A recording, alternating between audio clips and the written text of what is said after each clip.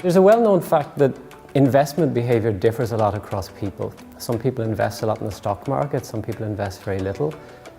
And financial economists are very interested in why you find these differences. And it matters because returns to stock market investment have historically been very high. It's also quite well known that there are intergenerational correlations, that people whose parents invested in the stock market, they tend to invest in the stock market.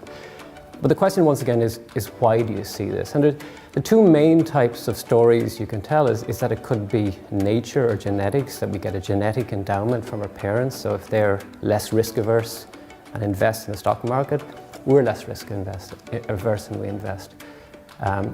An alternative type of story is that we're influenced by our environment, and our parents provide us with sort of guidelines. They influence our behavior. So they're the main types of stories people tell. What we do in this research project is we use a unique sample of adoptees where we know who the biological parents are as well as who the adoptive parents are. And the idea is that if your behavior is correlated or related to the behavior of your biological parents, who you probably have never met since you were an infant, that relationship must be genetically driven. While if your behavior is related to that of your adoptive parents, who you have no genetic linkage to, that must be an environmental relationship. And what we find when we do this is that people are influenced by both sets of parents. So there is a genetic linkage, presumably through skills or attitudes towards risk. But there's a bigger relationship between children and their adoptive parents, which must be because of environmental linkages. One thing we see with that relationship is that boys seem to be more influenced by their fathers and girls more influenced by their mothers, which is consistent with some sort of role modeling effect where people are influenced by the parent of the same gender.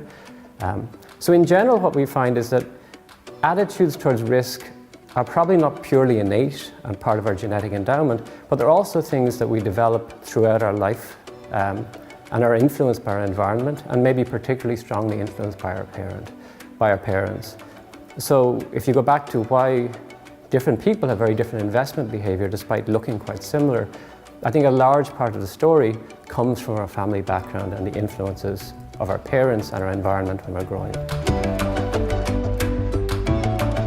We were interested in trying to figure out what were the mechanisms or the causeways through which these environmental effects occurred.